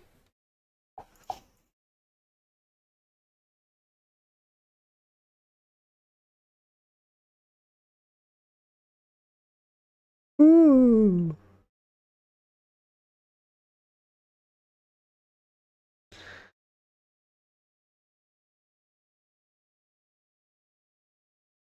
See, without Kazuha's grouping, it's a little more tricky to do this, but it's much more consistent with Zhongli here.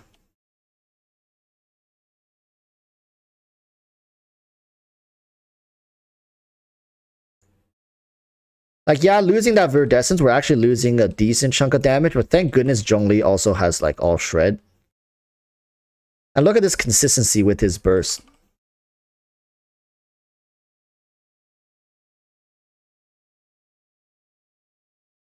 No!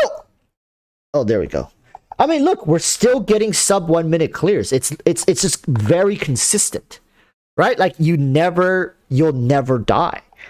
Whereas the other team, you're like dodging, weaving, and like I honestly feel like a lot of the times we value a Nemo grouping and Viridescence a little too much. Whereas people don't, because like here's at the end of the day, people just want to do damage. Like all they want is big damage numbers, right? That's all people want to see. Whereas you guys also have to take into account Zhongli's Millilith set is also giving buffs too. It's not just his Jade Shield.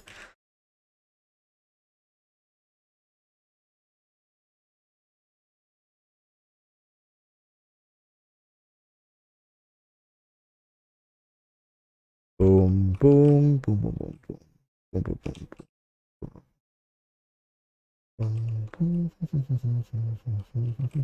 boom.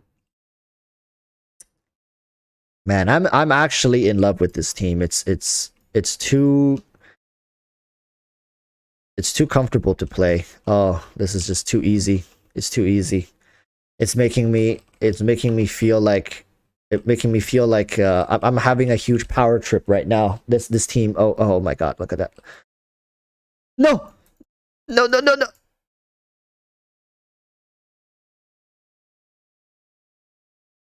And look, like the samurai, you could spin all day, baby. Like it doesn't matter. It doesn't matter at all. like like yeah, that was a terrible run by the way because he healed. But like if as long as you can kill both samurais without them healing, the damage there, like even for free to play, is around like a 1 minute clear if you play it optimally. If we leave, what if we use Sarah? Honestly, wouldn't Sarah make Kaching even more busted?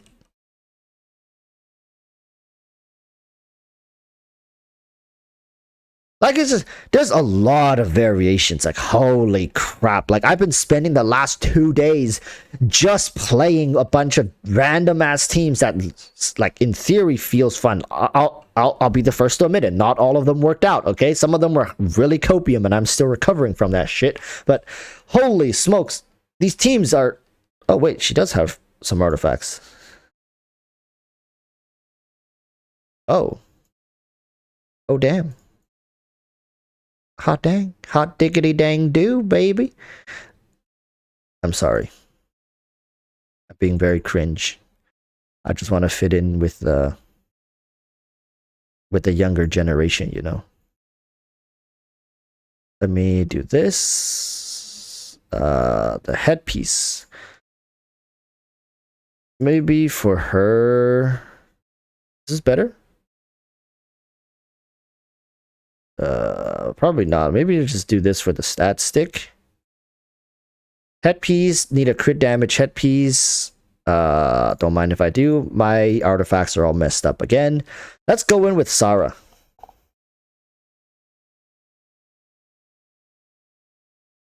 Abandon. Let's restart this. Kaching. Kujo Sarah.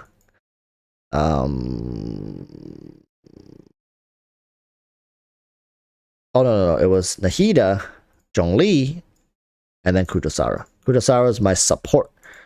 Nahida is my support DPS. I mean, when you get to the point where you can just try anything, do it. Yeah, I definitely get that. I get that mentality. I think it's pretty nice that we even have the option to do that. Unlike some other gacha games. Woo! Oh, baby! I'm loving it. I am loving it. Oh, I think I did that too early. God damn it. I'm not loving it. Oh, I think I'm loving it. Okay, let's put down Zhongli's pillar. Let's do one more meteor strike. Let's end it all. Oh crap. Oh crap. Will I make it? Will I make it? Will I? Oh, but the damage is pretty sweet. You guys gotta admit, the damage is pretty damn sweet, isn't it?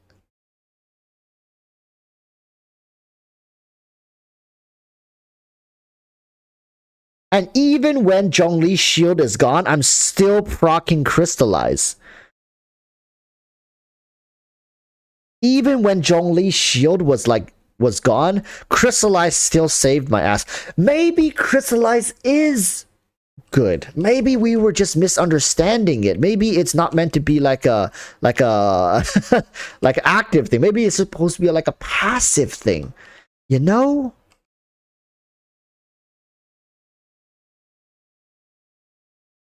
Oh my god. Oh my god.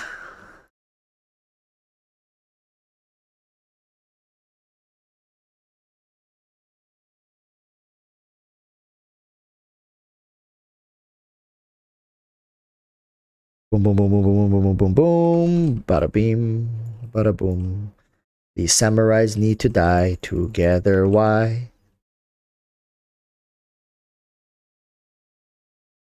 Oh, God, the damage. Oh, I love it. I love it. I love everything about this team. More. I love the fast-paced action. I love like the combos. I love how flexible Kaching's playstyle can be depending on how you want to use her like second charge of her E. It stays on field, and the flexibility of the E's like location, right? Like if I want to be lazy, I can always just press it. But if I really wanted to be fancy, I can also like adjust where. Like I haven't even started doing some of Kaching's like freaking theatrics, man. Like be like boom, boom, boom, boom, like this, like that. Take it, plunge down, right, and then use the burst and stuff like it. Like, dude, Kaching can look so damn fancy. I'm sure you guys have seen some of those combo videos in Genshin, and Kaching is almost always like one of the characters doing the combo, just because she has that flexibility. Such a cool character. You know what? I'm honestly wanting Kaching C6. I'm actually wanting Kaching C6 just to get that extra damage. Like, so excessive, I know, but you know what? Maybe it's time to crown my first character. Maybe it's time, chat. I've waited for all these years. Maybe it's finally time to crown my first character to 10, 10, and 10.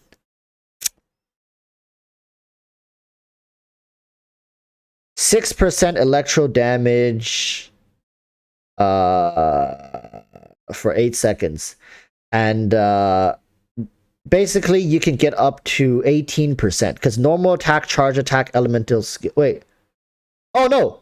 That's 4. That's 24%. You can get up to 24% electro bonus damage if you do normal attack, charge attack, elemental skill, and elemental burst. That's 4 different instances of 6%. So it's a 24% buff, right?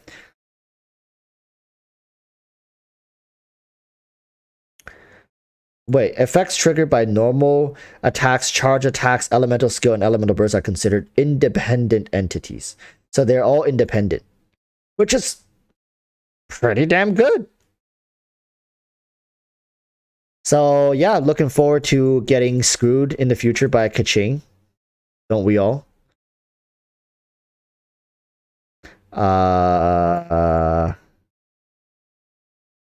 Tignari too. Tignari, where's Tignari? Yeah. Can't wait. Honestly, good stuff. Good stuff, Hoyoverse. You've outdone yourself. You've outdone yourselves. Walrus, try Razor full EM team with Xingqiu, Nahida, and Bennett. I promise it will be fun. I've never built up my Razor on my own account. All my Razor testing has been done on other people's account. Look, my Razor, I've never leveled. Okay, I did. I have C6 Razor. I just never put it into put in the resources to level him up. I remember I used Beluga Chan's account because she built a Razor back in the day when she was grinding out her early levels. So yeah, I use her Razor. So I myself don't have a Razor.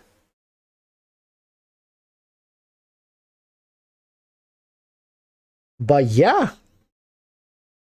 So for people who are watching now, here's a thingy-mabubby. What the fuck is a thingy-mabubby? Giveaway for Nahida will be next Saturday, okay? Giveaway for Nahida, I repeat, will be for next Saturday. Make sure you tune in.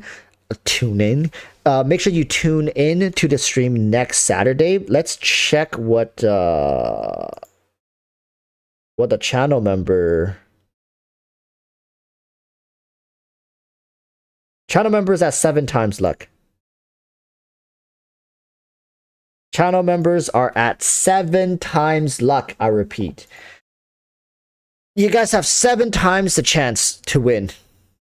And for people who think that is unfair, it is not, because every time I do a character giveaway, if the channel members don't win, I increase their luck by 1 time. So we start off at base luck is 2 times luck. So they're basically twice as likely. And then if they don't win the character giveaway, they go to 3, then 4, then 5, then 6, and 7. So you guys just... The fact that we're at 7 means it's been 1, 2, 3, 4, 5, 6. It's been 6 times. That 6 character giveaways that no channel member has won. Basically some random subscriber won, but not channel members. So a lot of people I've seen like, oh, but why is it so high? Why do they get so much luck? But that's because they just come in. They've never really seen it before. So I just feel like I need to explain. They're not always at 7 times luck. It rises every time they don't win. So it's just by sheer coincidence that Nahida giveaway has a 7 times channel member luck. So channel member has been really unlucky. Like, they've been unlucky since this time last year. I think it's been almost a year since channel members won a character giveaway. So yeah. Looking forward to next Saturday. That's when we're what was the highest? I believe 7 was the highest. Last time it was also 7. I don't think we've ever passed 7. So yeah, that's gonna be it for today. Thank you guys so much for watching. If you guys have noticed, I got a new chair. And this one was a sponsor. So I've been using this chair for like 2 weeks now. I'm gonna be doing a video review for this chair, so you guys could be on the lookout for that. It's my first like product review. Don't expect it to be some like MKBHD type stuff, but yeah, I'm actually excited. I've been using this chair for quite a bit. It's not bad. They never paid me to say good things about it, but yeah, I do have some things to say about it. Look forward to that. So yeah, thank you guys so much. Have a good one. I wish you guys the best of luck on your summons, and I'll see you guys next Wednesday, and then I'll see you guys again next Saturday. Till then, urge you all to stay safe and peace. Bye.